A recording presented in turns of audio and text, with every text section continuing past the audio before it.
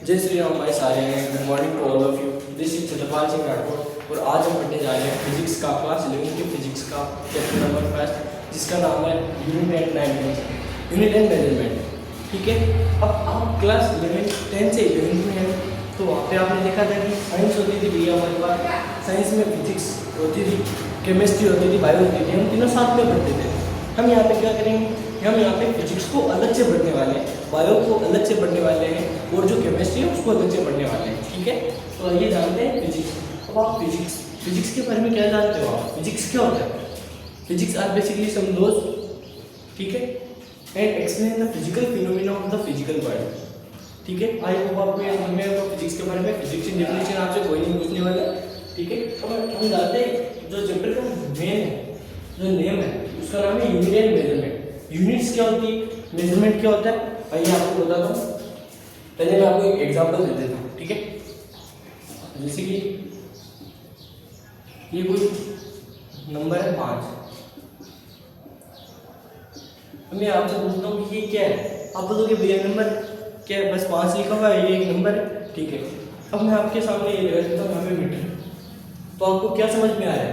कहीं ना कहीं ये लेंथ को रिप्रेजेंट कर रहा है। लेंथ है, लेंथ को कर रहा है। अगर मैं यहाँ पे लिख देता हूँ 5 डिग्री सेल्सियस, क्या समझ में आया? नंबर वही है, नंबर वही है, लेकिन इसके पीछे की जो यूनिट है वो चेंज हो गई है। आपको क्या समझ में आ रहा है? टेम्परेचर के बारे में बात हो रही है, कहीं ना कहीं टेम्परेचर के बारे में बात कर रहा है। ठीक है, अगर मैं यहाँ पे लिख देता 5 न्यूटन, कहीं ना कहीं आपको क्या समझ में आ रहा होगा? न्यूटन फोर्स, कहीं ना कहीं फोर्स के बारे में समझ में आ रहा है। यही तो है, यही है यूनिट जो आपने पढ़ रखी है, लेकिन आपको उनका भी यूज नहीं होता। जैसे आप कहीं भी एग्जाम देने जाते हो, जैसे आपने 10th बोर्ड के एग्जाम दिए थे, आपके टीचर ने आपको चीख चीख के बोला होगा कि भाई कहीं पे भी जा तो आंसर लिखता है उसकी यूनिट जरूर लिख के आना, वरना तेरे नंबर कट जाएंगे। जैसे कि ये 1000 है, जैसे कि मैं आपको एक एग्जाम्पल देता हूँ कि आपने एक एक्सपेरिमेंट किया, आपने और आपके दोस्त ने मिलकर।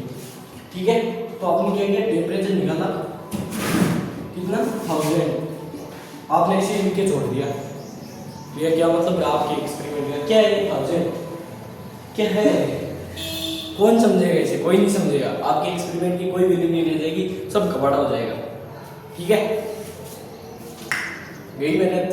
इसलिए तो अगर आप यहाँ पे लगा के आ जाते डिग्री सेल्सियस, केल्विन, फ़ारेनहाइट, और आप इसके ये आपने नहीं पढ़ा होगा अभी, लेकिन अभी पढ़ेंगे आगे जैसे जैसे आगे पढ़ेंगे पढ़ते चलेंगे। ठीक है, तो आपको अगर कहीं पे कुछ भी लिखो, आपको क्या लगाना होता है? उसकी यूनिट जरूर लगानी होती है। आपको यूनिट का इंपॉर्टेंस समझ में आ गया होगा। अब ये यूनिट है, हमको कैसे पता चला कि ये लेंथ में होगा, ये सेल्सियस में होगा, ये मीटर में होगा, ये फोर्स है? तो आपको ये यूनिट देख के पता चल जाए, आपको यूनिट देख के पता चल जाए। लेकिन हम ये मेजर किससे करेंगे? मेजरमेंट के भी अलग अलग होते हैं। जैसे कि टेम्परेचर को नापने के लिए थर्मोमीटर होता है, मेजर करने के लिए थर्मोमीटर होता है। आपने कहीं देखे होगा। जो ये लेंथ है इसको मेजर करने के लिए स्केल होती है हमारे पास, सेंटीमीटर में होता है, मीटर में होता है। स्केल से मेजर कर सकते हैं जनरली। और जो टेम्परेचर वो थर्मोमीटर से होता है, और वोल्टेज होता है उसे वोल्टमीटर से होता है। ठीक है, ये अलग अलग इंस्ट्रूमेंट होते हैं जिनके द्वारा हम मेजरमेंट कर सकते हैं, मेजर कर सकते हैं। तो ये दोनों चीज़ आपको समझ में आ गई। आपको इनकी डेफिनेशन लिखवा देता हूँ। Unit,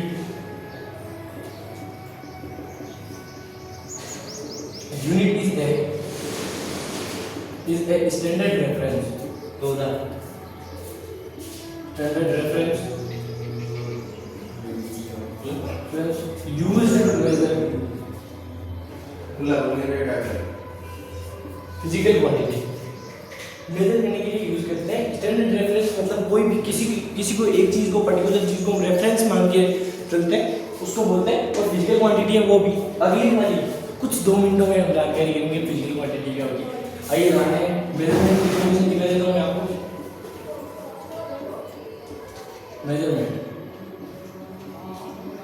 measurement is the process, measurement is the process of comparing standard unit comparing the standard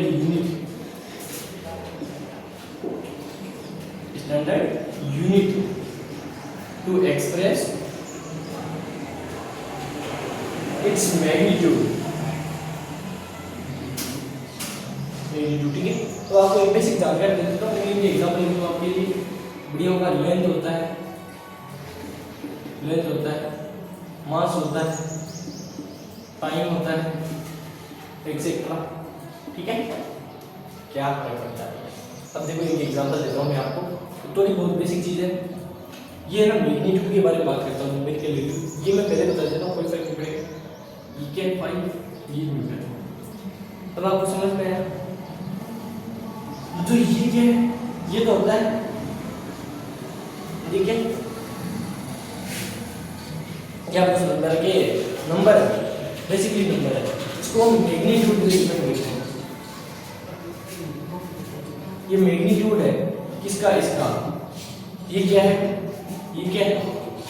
ये यूनिट है, ठीक है। अब कहीं पूछते हैं, यहाँ पे आपको समझ में आएगा, स्टैंडर्ड यूनिट का यूज करते हैं एक्सप्रेस करने के लिए मैग्नीट्यूड को ऐसे क्या पता चलेगा भाई? जैसे मैंने एग्जांपल दिया, तुमने एक्सपेरिमेंट कर दिए, बजरो एक्सपेरिमेंट किए, लेकिन आपने किसी की यूनिट ही नहीं लगाई, क्या फर्क पड़ेगा? बहुत बड़ा फर्क पड़ेगा मेरे भाई, कुछ मतलब ही नहीं रहेगा उस चीज का। आपका एक्सपेरिमेंट किया, बस वही है। इसलिए छोटी छोटी चीजों का, जैसे कि आपने 10th के एग्जाम दिए होंगे, टीचर चिक के बोलता सारा कि नहीं आप जाओ यूनिट जरूर लिखना, चाहे आप क्वेश्चन डेटा भूल जाना, लेकिन यूनिट छोड़ गया ना, उस यूनिट का भी नंबर होता था, अगर आप सीबीएसई बोर्ड से पढ़े हो तो, ठीक है। अब हम बात करते हैं फिजिकल क्वांटिटी। फिजिकल क्वांटिटी क्या होती है?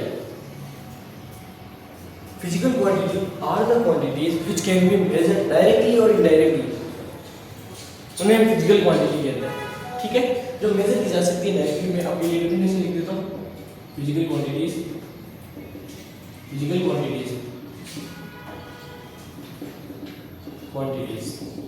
ये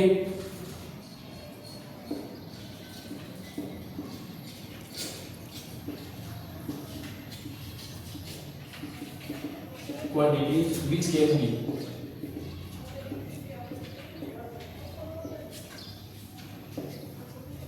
measured directly or indirectly,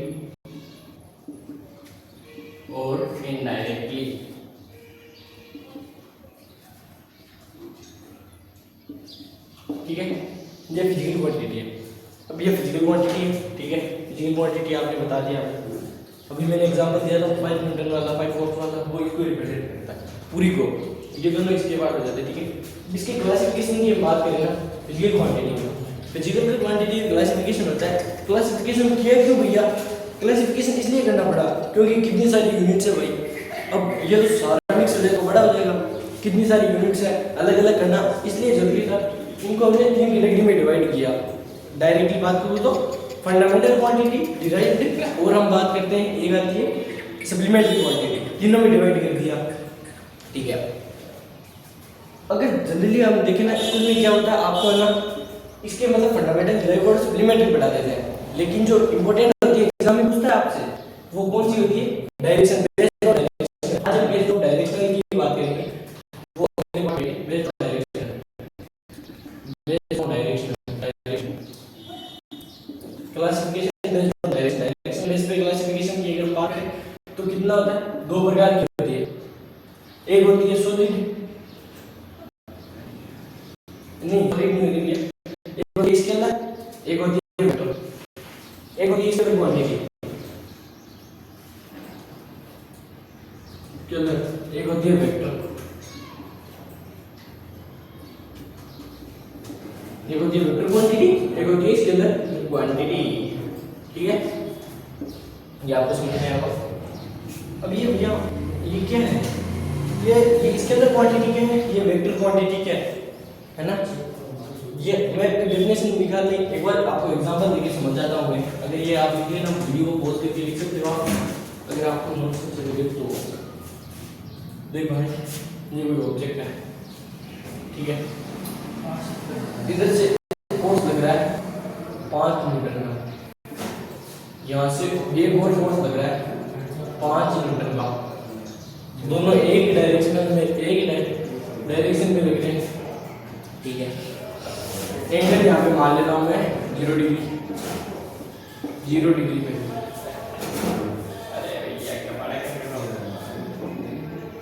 angle 0 degree पे लग रहा है, ठीक है। ये कितना हो जाएगा? आप बोलोगे भैया क्या tan मीटर होगा? ये तो हमको हल्का सा मतलब क्या एन होगा, आपको लिखा यार बहुत बढ़िया, तुम तो यार लेजेंड हो। ये तो आपने बता दिया भाई। अगर ये 10 न्यूटन इधर और ये 10 न्यूटन इधर लग रहा है, यहाँ पे 10 न्यूटन लग रहा है, यहाँ पे 10 न्यूटन लग रहा है, यहाँ पे एंगल 180 डिग्री का है। हेलो, अब बताइए क्या होगा? आप में से कोई महान आदमी होंगे, वो बोलेंगे भैया ये क्या, जैसे इसमें किया था वैसे इसमें कर देंगे, 20 न्यूटन होगा यार। अच्छा, मैंने कहा यार बहुत बढ़िया, क्या बात है, लेकिन आपकी जानकारी के लिए बताऊं ये गलत। अब बोलोगे ये गलत कैसे भाई? यहाँ पे भैया हमने तो यहाँ पे देखा था, यहाँ पे ये भाई इधर लगा रहा है, ये बंदा इधर लगा रहा है, कितना आएगा? 0 आएगा, 0 न्यूटन आएगा, 0 न्यूटन आएगा। कैसे भाई? ये इधर 10 लगा रहा है, ये इधर 10 लगा रहा है, इस पे कितना लगा? 10 न्यूटन लगा इधर की साइड 10 लगा, इधर की साइड भी 10 लगा, लेकिन लगा कितना? 0 लगा ना, जितना इसमें लगा उतना उधर लगा दिया, 0 हो गया मेरे भाई, ठीक है। अब मैं आपको डेफिनेशन पे लिख सकता हूँ, आपको फटाक से समझ में आ जाएगी, आप उड़ा दे चलोगे, ठीक है। अब डेफिनेशन की बात कर लेते हैं जल्दी। स्केलर क्वांटिटी वो क्वांटिटी होती है जिनके पास क्या होता है? मैग्नीट्यूड होता है, लेकिन डायरेक्शन नहीं होती है। Scalar quantities are those quantities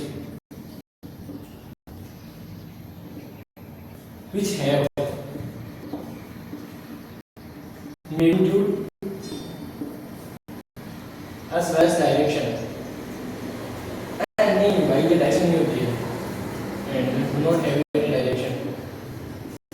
Do not have direction. इनके पास क्या होती है? डायरेक्शन नहीं होती है। अभी मैंने एग्जाम्पल दिया भाई, अब मैं बोलना और कोई ऐसे कुछ बोल रहा है, मैं ये मैग्नीट्यूड क्या होता है अभी बताया आपको मैंने, ठीक है। अब हम बात करते हैं वेक्टर की, वेक्टर क्वांटिटी। वेक्टर क्वांटिटी क्या होती है? Vector quantities are those quantities which have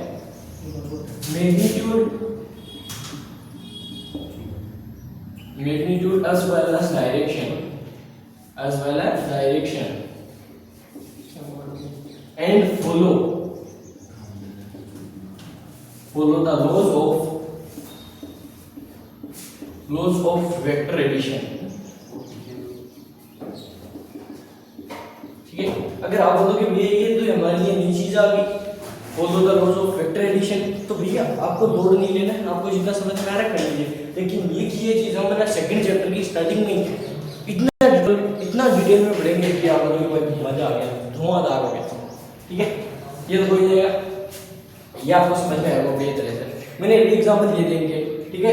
इसके अंदर क्वांटिटी, अब मैं इनके एग्जांपल देता हूं क्योंकि यार सीरीज में पूछता है व्हिच ऑफ द फॉलोइंग। अब यार इनकी क्या होती है? एक बात तो इनकी यूनिट तो होती है, यूनिट नहीं होती, सॉरी मैं खुद कंफ्यूज हो रहा हूं वाले सेकंड में। इनकी देखो पहले लेंथ है, लेकिन नहीं होती है यूनिट, टाइम है, मास हो गया, ये से आ जाती है। अब ऐसे तो बोलते ना भाई कि वो तो वेलोसिटी में आएगी, फोर्स इसमें आएगी, डिस्प्लेसमेंट में नाम ना हो जाएगी। अब बोलोगे ये आपने डिफाइन कैसे की? ये मैं बताऊंगा भाई अगले चैप्टर में बताएंगे, जब सबर को मैंने इसलिए बताया कि जब आप सेकंड चैप्टर में जाओगे ना, तो मतलब सेकंड चैप्टर में जाते हैं ना, आपको इससे मतलब सुनना भी नहीं होगा, सुनना भी होगा, इसलिए मैंने बताया। इसके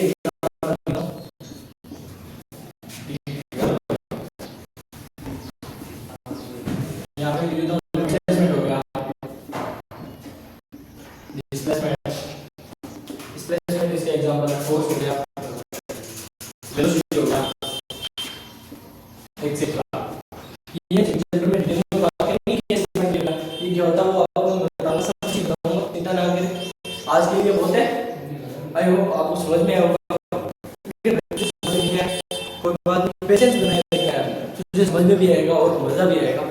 देखना दोनों की बड़ी कई बच्चे होते हैं उनकी उन्होंने 9th में तो पास नहीं छोटे बड़े, लेकिन 10th में 12th में आ गए। हमें तो क्या फिजिक्स में क्या 100 में से 100 थी, उस 100 में से तो ऐसे नहीं कि भाई मेहनत करने से आएंगे, इसलिए आपको बेस्ट ये होगा 11th अच्छे से पढ़ो, 12th अच्छे से पढ़ो, सब कुछ होगा। आज के लिए